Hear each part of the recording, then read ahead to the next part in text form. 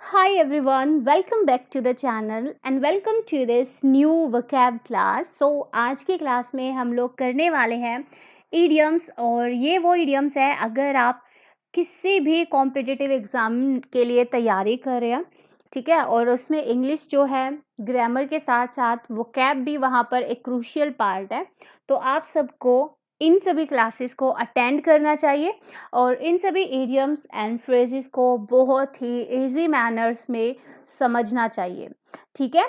और प्लेलिस्ट इन सभी की मतलब जो जो टॉपिक होगा ना, टॉपिक के अकॉर्डिंग आप लोगों को प्लेलिस्ट मिल जाएंगी। लाइक सिनोनिम्स किए थे तो सिनोनिम्स की प्लेलिस्ट क्रिएट कर दी थी, ऐसे ही इडियम्स की, ताकि आप लोग को सारी क्लासेस एक ही प्लेलिस्ट के अंदर अच्छे से अरेंज मिल जाए, ठीक है। So this class is presented by me, your teacher Pooja Duran, and this is all about me. Fine, so फटाफट से क्लास को शुरू करते हैं और क्लास के लास्ट में आप लोगों को मुझे बताना है कि आप इस चैनल के साथ साथ इंग्लिश के साथ साथ आप मेरे साथ और क्या स्टडी कर सकते हैं with no ratification and with lots of clarification. So तब तक हम लोग करते हैं अपने आज के इडियम्स, ठीक है। बट आज के इडियम्स करने से पहले हम लोग हमारे कल के, अब हम डेली ऐसा क्या करेंगे कि आज जो हम करेंगे उससे पहले हम कल का रिवीजन करेंगे ताकि साथ के साथ हमारा रिवीजन हो जाए। देखो, बॉसम फ्रेंड का मतलब क्या था? एक जो क्लोज फ्रेंड होता है, जो कि रिलेटेड फ्रेंड होता है। मतलब मैंने क्या बताया था यहाँ पर कि भी कुछ ही दोस्त ऐसे होते हैं जो कि क्या होते हैं, क्लोज होते हैं। उसके बाद हमने किया था बून ब्लेसिंग इन डिस्क्यूज, मतलब छिपा हुआ वरदान, ठीक है। फटाफट विद इन 1 मिनट करेंगे इनको। बॉर्न ऑफ कंटेंशन, मैंने आप लोग को एप्पल ऑफ डिस्कॉर्ड बताया था कि झगड़े का कारण, उसी का सेम सिनोनिम ये है बॉर्न ऑफ कंटेंशन। मतलब भी जब एक हड्डी दो कुत्तों के बीच में आ जाए तो मतलब वो क्या हो जाएगी, वो झगड़े का कारण बन जाएगी, बॉर्न ऑफ कंटेंशन। देन हमने किया था बोल्ट फ्रॉम द ब्लू, यहाँ पर हमने उसेन बोल्ट वाला किया था कि उसेन बोल्ट जब ब्लू कलर के मैदान में आते तो सबके लिए वो आकस्मिक विपत्ति बन जाते, भाई उनसे रेस में जीतना कोई छोटी मोटी बात थोड़ी ना है। बॉडी एंड सोल, मतलब जब आप किसी काम में अपना बॉडी और अपनी सोल, अपनी आत्मा दोनों लगा दो तो मतलब आप पूर्णतः उसमें डेडिकेट हो जाते हो, इसका होता है पूर्णतः। ब्लू बुक का मतलब यहाँ पे था कि जो भी बुक ब्लू होती है भाई वो सरकारी रिपोर्ट होती है, ठीक है। और यहाँ पर प्लीज इसका मतलब सच में नहीं कि सरकारी रिपोर्ट सारी ही ब्लू कलर की होती है, ये बस एक ईडियम है। आपको याद रखें कि अच्छा जो भी बुक्स ब्लू होती हैं वो गवर्नमेंट रिपोर्ट होती है, सरकारी रिपोर्ट होती है। नेक्स्ट हमने किया था ब्लो वंस ऑन ट्रम्पेट, अपनी मुंह मियां मिट्ठू बनना। देन हमने किया था ब्लाइंड डेट, ठीक है, दो ऐसे लोगों के बीच में डेट जो कि एक दूसरे को नहीं जानते, अजनबी है। बाइट द डस्ट का मतलब था धूल चाटना, मतलब पराजित होना। ब्लैक शिप का मतलब था एक ऐसा व्यक्ति जो अपनी टीम या अपने फैमिली मेंबर के लिए क्या बने, शर्मिंदगी का कारण बने। अब पता है मैं आप लोगों को ये रिवाइज क्यों करवा रही हूँ, आप कितनी भी स्टडी कर लो, पता है हम लोग most of the students examination के अंदर एक up to the mark performance क्यों नहीं दे पाते? क्योंकि हम लोग अपने दिमाग को बस भरते रहते हैं, लेकिन दिमाग के अंदर हम जो भी इंफॉर्मेशन को स्टोर करते हैं उन सभी इंफॉर्मेशन को हम लोग बार बार रिकॉल नहीं करते, उन सभी इंफॉर्मेशन को हम लोग बार बार अपने उनको एक तरीके से रिट्रीव नहीं करते, मतलब उनको बार बार रिवाइज नहीं करते। और जब आप किसी भी कंसेप्ट को बार बार रिवाइज करते हो तो लॉन्ग टाइम तक याद रहता है। तो एटलीस्ट कम से कम भी किसी भी टॉपिक को आप लोग को 3 टाइम्स जरूर रिवाइज करना चाहिए बिफोर योर एग्जामिनेशन। तो अब शुरू करते हैं आज के हमारे इडियम्स। सो आज का हमारा सबसे पहला इडियम है ब्रेथ वंस लास्ट। वंस का मतलब जब भी होता है ना, मतलब आप किसी ना किसी पर्सन के बारे में बात कर रहे हो, ठीक है। और ब्रेथ का मतलब क्या होता है भाई, सांस, ठीक है। ये सांस ही तो है जिनकी वजह से हम लोग अलाइव है ना, जिनकी वजह से हम लोग अलाइव हैं, मतलब जिंदा है।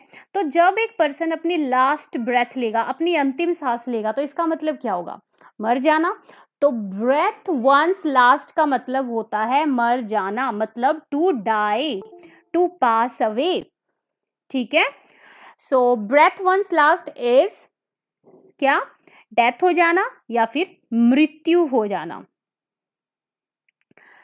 अब चलते हैं हम लोग अपनी सेकंड इडियम की तरफ। सेकंड इडियम है यहाँ पर हमारा ब्रॉड डे लाइट। देखो, डे का मतलब क्या होता है, दिन, और लाइट का मतलब क्या होता है भाई, उजाला, रोशनी, है ना। जब दिन के उजाले में कोई क्राइम किया जाए तो उस क्राइम को हिडन करना मतलब उसको छुपाना, क्या हो जाता है, उसको छुपाया नहीं जा सकता क्योंकि दिन के उजाले में हुआ है, ठीक है। तो in day light when crime can not be hidden, तो ब्रॉड डे लाइट आप लोगों ने बिल्कुल इसका एग्जैक्ट अगर मैं हिंदी बताऊं तो होता है दिन दहाड़े, ठीक है, broad daylight. For example आप मार्केट के अंदर गए, कोई कोई बाइक पे यार किसी को ऐसे शूट करके चला गया, तो वो क्या है, वो ब्रॉड डे लाइट वहां पर क्राइम हुआ है और उसको छिपाया नहीं जा सकता, कोई ना कोई वहां पर गवाह जो होगा वो उसके बारे में बता देगा। तो ये था हमारा सेकंड इडियम। थर्ड इडियम है यहाँ पर हमारा ब्रोकन रीड। देखो ब्रोकन रीड का मतलब यहाँ पर होता है अविश्वासी व्यक्ति, ठीक है। ब्रोकन रीड का मतलब यहाँ पर होता है अविश्वासी व्यक्ति। अब यहाँ पर आप लोग ब्रोकन रीड को याद कैसे रखोगे, मेन थिंग यहाँ पर ये ब्रोकन रीड को याद कैसे रखोगे। देखो अब अविश्वासी व्यक्ति भाई जिस पर विश्वास नहीं किया जा सकता, अ वीक और अनरिलायबल पर्सन। रिलाई का मतलब क्या होता है, विश्वास, और रिलायबल का मतलब होता है जिस पर विश्वास, जो विश्वास योग्य हो, ठीक है। रिलायबल विश्वास योग्य, अनरिलायबल अविश्वसनीय। तो जिस पर्सन की भाई रीढ़ की हड्डी टूटी हुई है, जिस पर्सन की रीढ़ की ब्रोकन, मतलब ब्रोकन रीढ़ वाला जो इंसान होता है जिसकी रीढ़ की हड्डी ब्रोक हो गई है, आप उस पर कैसे विश्वास कर लोगे कि कल को आपको कोई गुंडा या कोई मवाली भाई आपको मारने लग जाए, आपको पीटने लग जाए, तो क्या ये पर्सन आपकी हेल्प कर पाएगा? भाई इसकी रीढ़ की हड्डी टूटी हुई है तो चल भी नहीं पाएगा अच्छे से, ठीक है। तो अविश्वासी व्यक्ति, बाकी ये मैं आप लोग को इस कॉन्टेक्स्ट में बता रही हूँ। अविश्वासी का मतलब वो पर्सन होता है जो जिसके साथ आपने कोई बात बताई ना, वो फटाफट से ऐसे 10 लोगों को जाकर बता देगा, जिस पर आप विश्वास नहीं कर सकते, जो कि विश्वासघाती इंसान है, ठीक है। Next is brown study. Brown study, ठीक है। अब भाई स्टडी तो स्टडी होती है, अगर आप सिंपली स्टडी कह रहे हो तो इसका मतलब क्या है, पढ़ाई या किसी चीज का अच्छे से रिवीजन करना, पढ़ना। लेकिन जब उसके आगे आ जाए ब्राउन स्टडी, जब स्टडी को बोला जाए ब्राउन स्टडी, तो इसका मतलब होता है गहन चिंतन। गहन चिंतन means a state of deep thoughts, मतलब एक ऐसी सिचुएशन, एक ऐसी स्टेट का मतलब होता है एक एक मूवमेंट एक तरीके से, ठीक है। एक मूवमेंट एक तरीके से जिसमें आप बहुत ज्यादा गहरी थॉट्स में हो, विचारों में हो, आपको कोई लाइफ में डिसीजन लेना है, उसको लेकर आप उसके प्रोज एंड कॉन्स के बारे में सोच रहे हो, मतलब उसकी मैरिट्स एंड डीमेरिट्स के बारे में सोच रहे हो, तो वहां पर आप गहन चिंतन में होते हो, ठीक है। आप बहुत ज्यादा चिंतन करते हो कि अच्छा ऐसा होना चाहिए, ऐसा करना चाहिए, क्या ये सोचना चाहिए, क्या ये करना चाहिए, ठीक है। तो ब्राउन, जैसे अभी ब्लू रिपोर्ट था ना, ब्लू बुक था भाई, अगर कोई बुक ब्लू है तो सरकारी रिपोर्ट है, वैसे अगर कोई स्टडी ब्राउन है तो इसका मतलब वहां पर गहन चिंतन किया जा रहा है किसी मैटर के बारे में। नाउ अब हम चलते हैं फिफ्थ इडियम की तरफ। Fifth is bull in the china shop.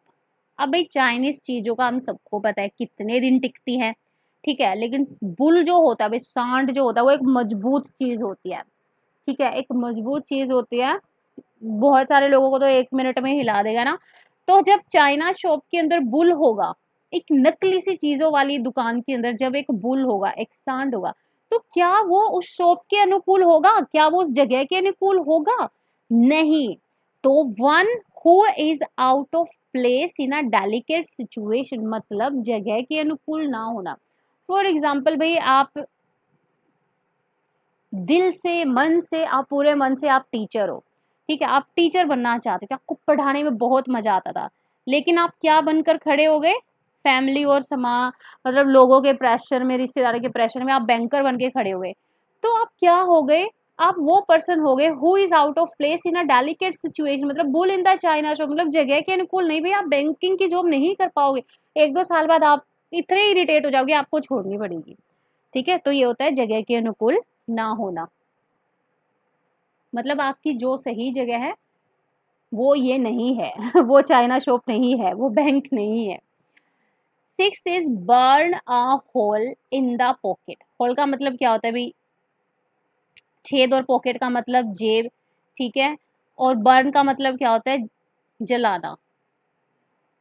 Burn a hole in the pocket, मतलब मनी स्पेंट क्विकली, जल्दी, मतलब शीघ्रता से, शीघ्रता से क्या करना, खर्च करना। मतलब अभी अभी आपकी सैलरी आई 30,000, ठीक है, 28 तारीख को, और आपने 4-5 तारीख तक इस पूरे के पूरे 30,000 को क्या कर दिया, पूरे के पूरे 30,000 को खर्च कर दिया। मतलब आपने उनको शीघ्रता से खर्च कर दिया। मतलब पॉकेट के अंदर, जेब के अंदर होल हो गया तो भी 30,000 रुपए थे, सारे के सारे आपने उनको जला दिया, उस छेद में से निकाल दिया। मतलब आपकी पॉकेट में अब एक भी पैसा नहीं है, क्योंकि आपने उनको क्विकली खर्च कर दिया। तो शीघ्रता से खर्च करना, ये है burn a hole in the pocket idiom का मीनिंग। ठीक है। 7th idiom, burn one's finger. One's मैंने क्या बताया था अभी, जब वंस फिंगर मतलब ये एक तरीके से आप ये खुद वर्ड हम लोग बोलते हैं ना, खुद, मतलब खुद से अपनी फिंगर्स को जला देना। मतलब ये किसी और ने तो जलाई नहीं, आपने गलती से खुद ही अपनी उंगलियां जला ली। तो इसका मतलब क्या है, to get oneself into trouble, मतलब खुद से ही किसी मुसीबत में पड़ जाना, खुद से ही किसी मुसीबत में पड़ जाना। बर्न वंस फिंगर्स, देखो इन इडियम्स का बच्चों मतलब ये नहीं होता कि सच में आप यहाँ पर आपने अपनी उंगली जला दी। बर्न्स वंस फिंगर का मतलब होता है भी मुसीबत में पड़ जाना खुद से। ठीक है, आप अच्छी खासी ऐड देखते थे भी, आपके पास कोई भी पर्सनल इन्फॉर्मेशन मांगने के लिए फोन आए तो आपको नहीं बतानी, लेकिन आपके पास किसी ने फोन किया, भी आपकी लॉटरी लग गई है, फटाफट से बैंक अकाउंट नंबर दीजिए, और आप फंस गए उसके जाल में, और आपने बता दी सारी इन्फॉर्मेशन, और जो आपके अकाउंट में पैसे थे वो भी उड़ गए।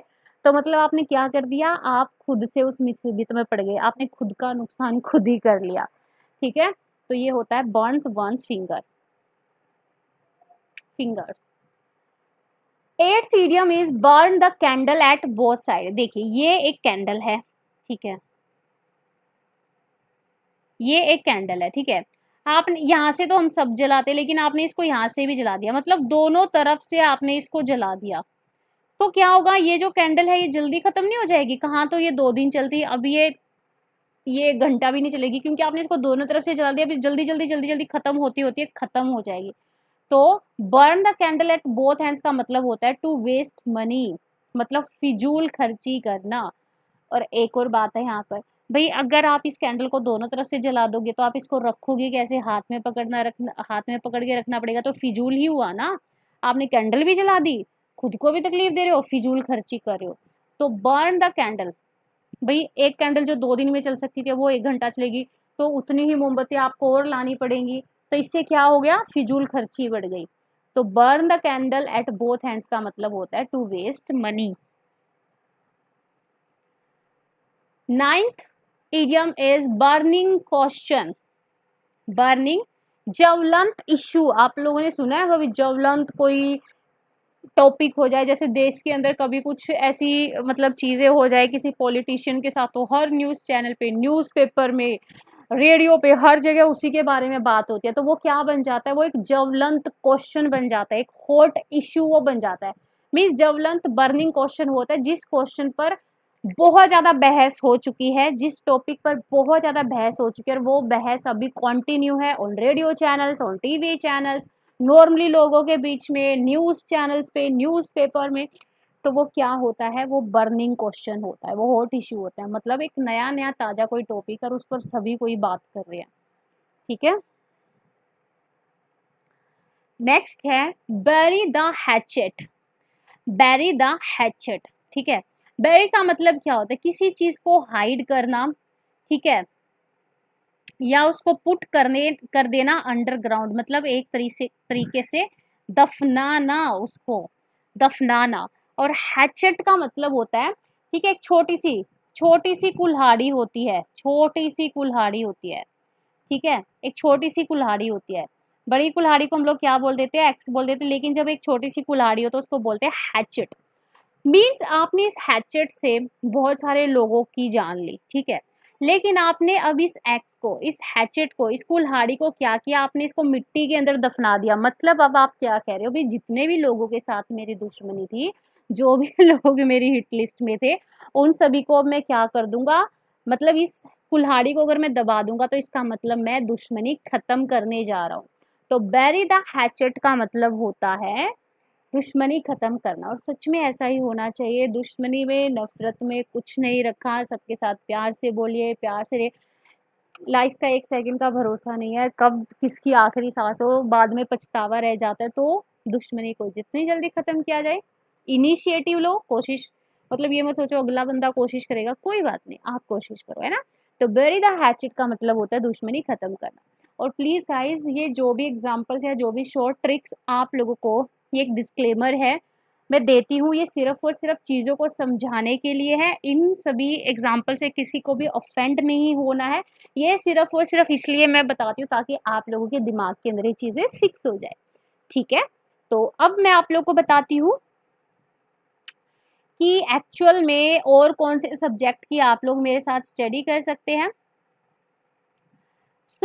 अगर आप कॉमर्स के स्टूडेंट हैं और आप एनटीए यूजीसी नेट एग्जामिनेशन की तैयारी कर रहे हैं स्पेसिफिकली, लेकिन अगर आप 11th-12th में है या बीकॉम एमकॉम में है या कॉमर्स मैनेजमेंट और एचआरएम का आपके साथ कोई भी रिलेशन है, तो आप लोग मेरा चैनल पूजा धुरान नाम से सर्च कर सकते हैं। चैनल का लिंक डिस्क्रिप्शन बॉक्स में मिल जाएगा और अगर यूट्यूब पे भी सर्च करेंगे तो चैनल का लिंक मिल जाएगा। तो वहां पर आप मेरे साथ कॉमर्स की स्टडी कर सकते हैं विद नो रटाफिकेशन and with lots of clarification. तो मिलते हैं हमारी नेक्स्ट क्लास के अंदर। Till then have a great life, bye bye, take care.